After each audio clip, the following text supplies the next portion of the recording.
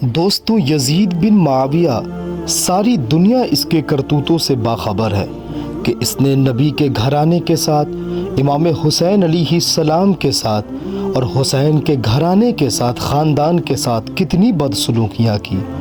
کتنے سارے بدسلوکیوں کے بعد بھی امام حسین علیہ السلام اور ان کے سارے خاندان کو کربلا کی سرزمین پر بے رحمی سے قتل کر دیا گیا۔ آپ جانتے ہیں کہ جب حضرت امیر معاویہ کا انتقال ہوا تو یزید تخت نشین ہونا چاہتا تھا۔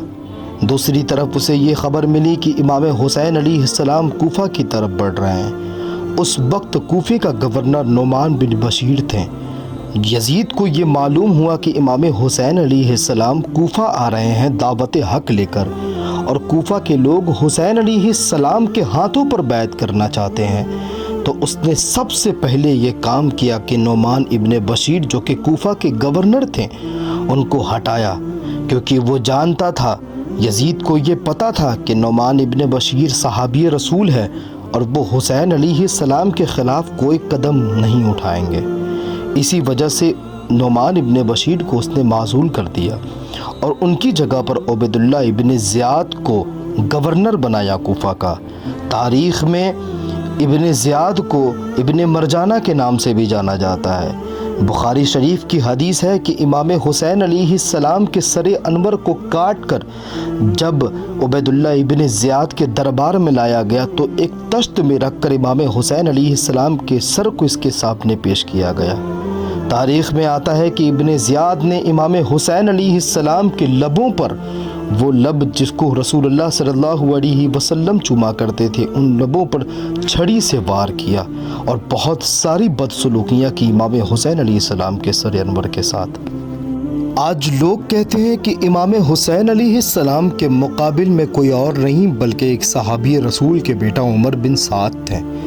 کہا جاتا ہے کہ عمر بن سعد بہت ہی جلیل القدر صحابی رسول کے بیٹے تھے اور ان کو اسی وجہ سے ان کی بخشش کا ذریعہ سمجھا جاتا ہے۔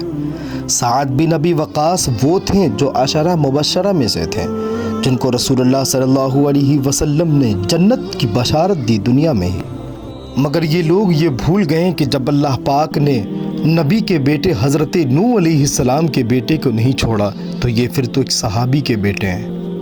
حضرت سعد بن ابی وقاص تو وہ تھے کہ اتنے بڑے شیعان علی میں سے تھے، یہ علی کی اتنے بڑے چاہنے والے تھے کہ وقت کے امیر حضرت امیر معاویہ سے یہ بھڑ گئے، امیر معاویہ سے یہ جھگڑنے کے لیے کھڑے ہو گئے۔ جب مولا علی کو باضابطہ طور پر سب و شتم کیا جا رہا تھا، حضرت امیر معاویہ کے دور پہ ان کے سامنے گالی گلوز دیا جا رہا تھا، حضرت سعد بن ابی وقاص کی محبت یہ تھی کہ وہ حضرت امیر معاویہ سے بھڑ گئے تھے۔ بھلا بیٹا باپ کا مقابلہ کرے گا؟ ایک باپ وہ تھا جو علی کا چاہنے والا تھا اور بیٹا وہ تھا جو علی کے بیٹوں کا قاتل۔ لعنت ہو اس پر، ہزارہا لعنت ہو، فرشتوں کی لعنت ہو اس پر۔ آپ کو بتا دوں کہ صحیح مسلم کی ایک روایت ملتی ہے، کربلا کے واقعے سے پہلے حضرت سعد بن ابی وقاص اپنے حجرے میں بیٹھے تھے کہ ان کے سامنے سے ایک اونٹ پر سوار ہو کر ایک آدمی آ رہا تھا۔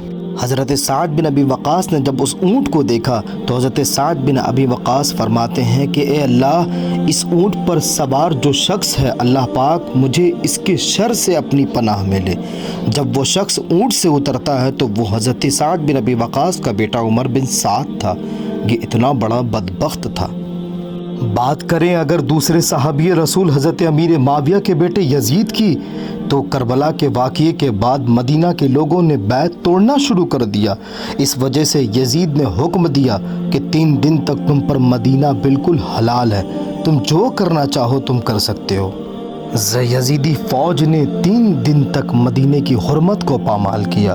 ننھے معصوم بچوں کی جان لی گئی۔ اتنا ہی نہیں بلکہ 1000 سے زیادہ عورتوں کو، کنواری عورتوں کے ساتھ ان لوگوں نے زنا کیا اور ان کو حاملہ کیا۔ واقعہ حرہ میں 700 سے بھی زیادہ صحابہ کو قتل کیا گیا۔ اتنا ہی نہیں بلکہ تاریخ میں آتا ہے کہ مکہ پر چڑھائی کی اور کعبہ پر گولہ باری کی، یہاں تک کہ کعبہ کا غلاف بھی چل گیا اور کعبہ کی دیواریں کمزور ہو گئی تھی۔ اس قدر کعبہ کی حرمت کے ساتھ کھیلا گیا۔ ایک طرف یزیدی فوج مکے پر گولہ باری کر رہے تھے، مکے کے غلاف میں آگ لگا رہے تھے، دوسری طرف یزید کے موت کی خبر آتی ہے۔ اتنا ہی نہیں، یزید کی موت کے بعد جب لوگوں نے معاویہ بن یزید، جو کہ یزید کا بیٹا تھا جس کا نام معاویہ تھا، جب لوگوں نے اس کو تخت پر بیٹھایا تو سب سے پہلے اس نے اہل بیت کے ساتھ جو معاملات ہوئے اس کی تفتیش کی۔ جب یہ تفتیش کی تو فائنلی یہ ڈیسیژن دیا کہ جس تخت سے اہل بیت کے نبی کے گھرانے کی بو آتی ہو، اس تخت پر میں معاویہ کبھی نہیں بیٹھ سکتا، اور یہ کہہ کر اہل بیت کی محبت میں تخت و تاج کو لات مار کر وہ چلا جاتا ہے، اور 22 سال کی عمر میں یزید بن معاویہ کا بھی انتقال ہو جاتا ہے۔